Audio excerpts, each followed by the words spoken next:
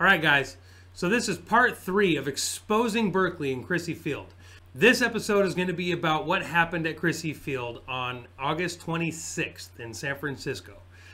Now, the park, it was a national park, so the security that was there for it was the Park Service. What you guys are going to hear is the things that we did, how we went out of our way to make sure that everything was going to go smoothly, that we were working with law enforcement, that law enforcement would be happy with us. Because yes, Joey Gibson canceled the event the day before. We decided that we were going to go and we were going to just hang out at the park, have some conversations if anybody else decided to show up. And we wanted to make sure that we would follow the rules, that we would do anything and everything that the Park Service wanted us to do.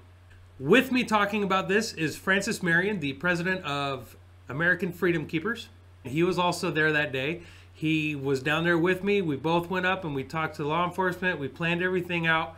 We got everything facilitated. We did everything we were supposed to do. So I'm going to go ahead and let Francis start this off, telling you a little bit about how the morning started and how the day progressed. We met there about 9 o'clock in the morning to meet with police, and the Park Service police that were there met with us, talked with us, brought in Lieutenant Hodge, who worked with us good in the morning.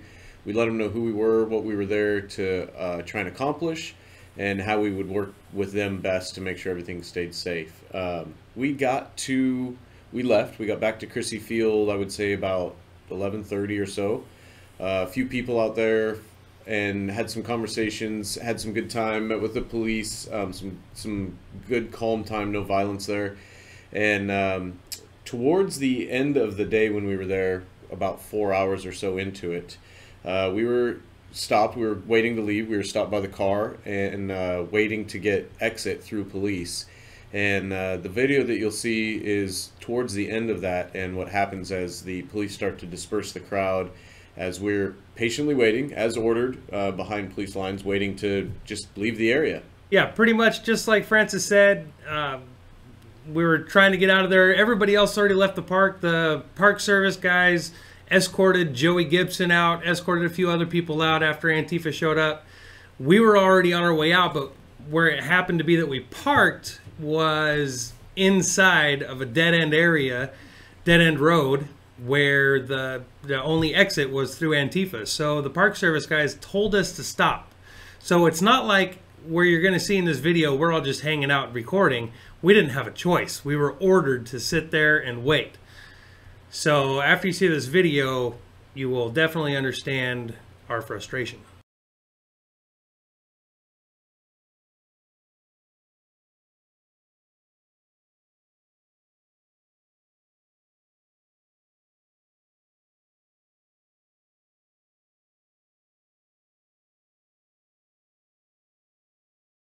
You're all right. This matches my outfit. Bright blue blob. Yeah. See, that matches. Hey, they're marching. They're coming this way. That's okay. Let them come.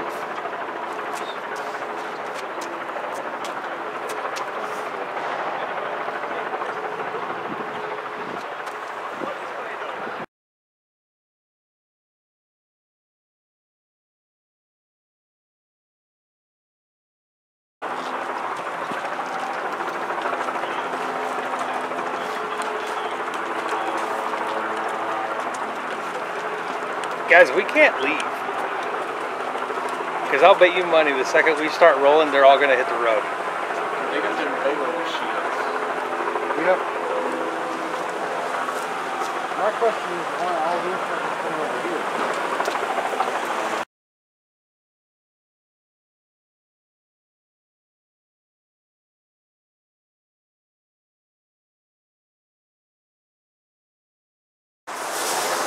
As the entire crowd moves towards you. Brilliant. Hey, you know. Probably go.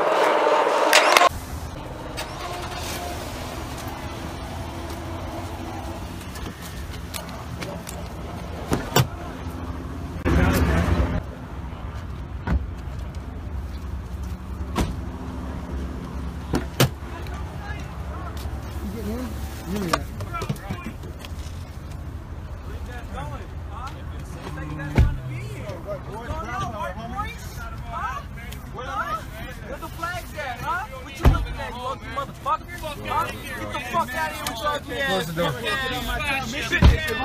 Mission district, puto. Mission district, homie. You're recording, right? Absolutely, I'm live.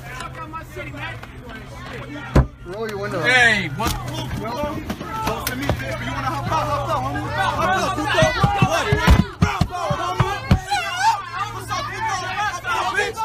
Hop out, motherfucker. Frisco, baby, Frisco.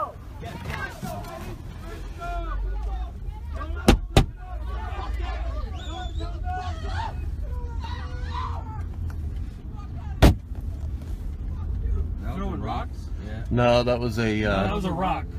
Well, I got her throwing it. Throwing rocks, guys. All right. Keep going. Fucking animals. Looking people acting like children.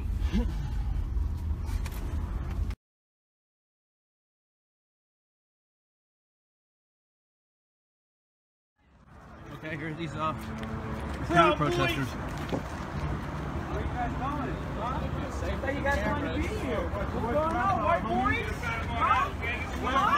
Where the flag's at, huh? What you looking at, you ugly motherfucker? Get the fuck out of here, Get the fuck out of here with your ugly ass.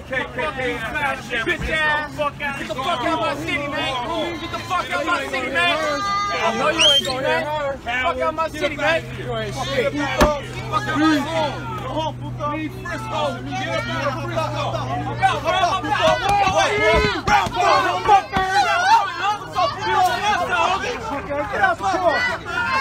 Get out the car! I'm gonna get out.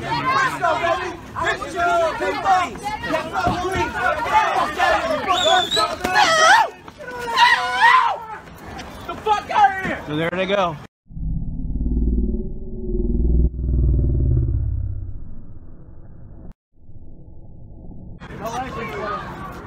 They left. Okay, San Francisco came through. They chased him out of here.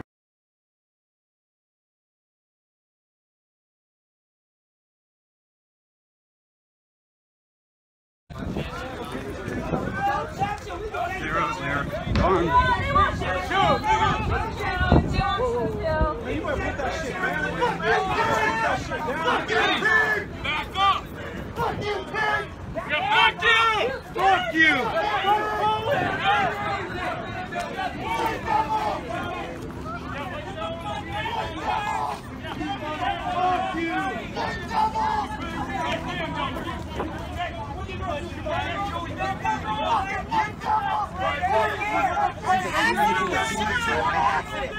You guys back up. What are you protecting?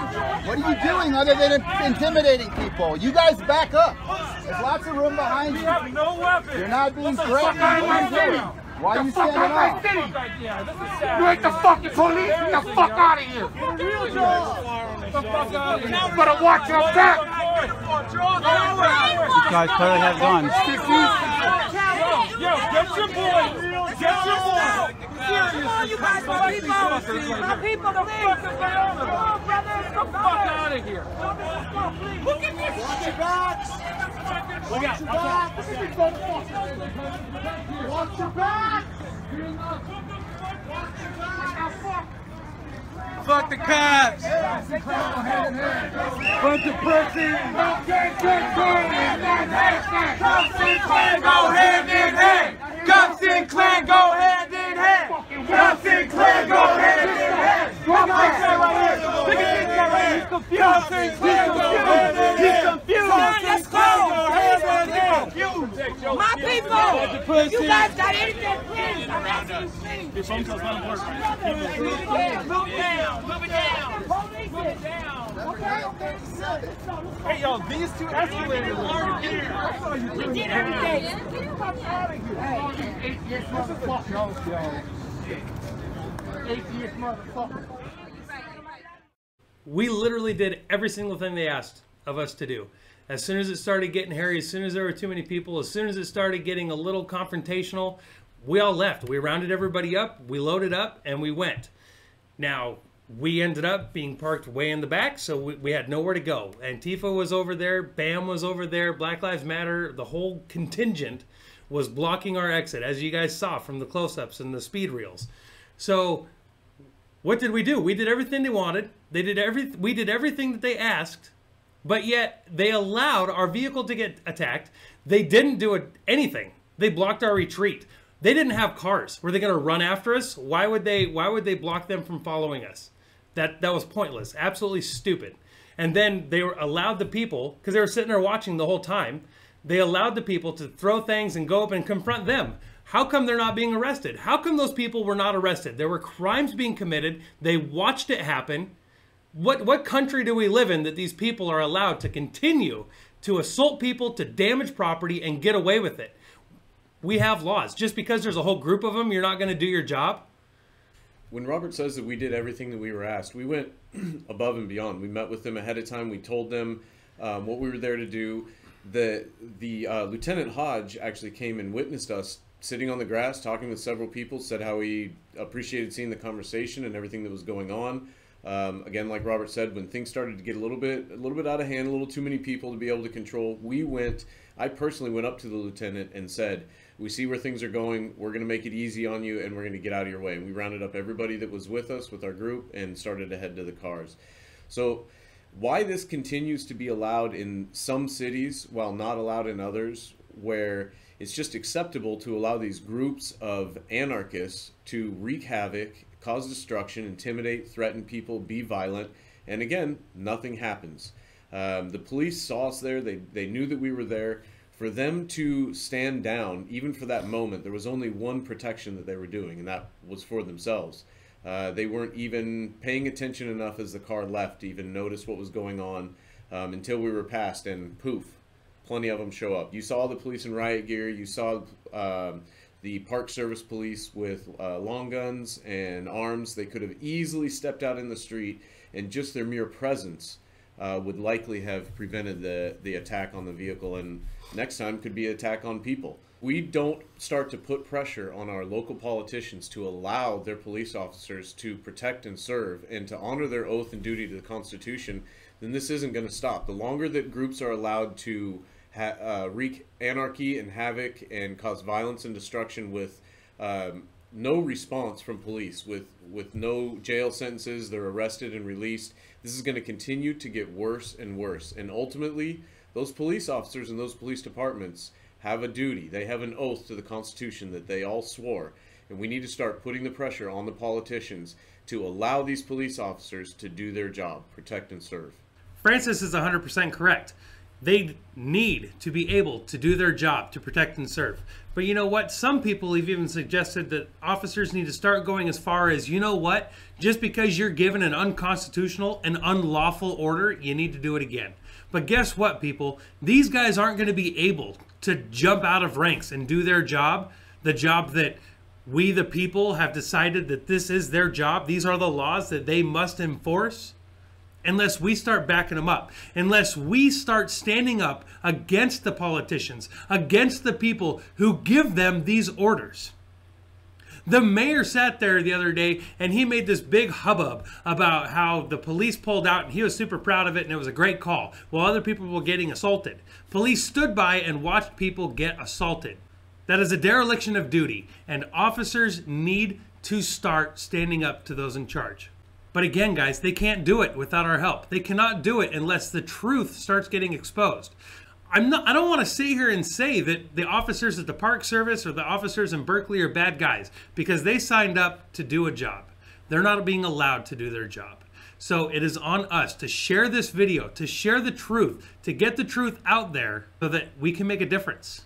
Because that's the whole point of all of this, is to make a difference.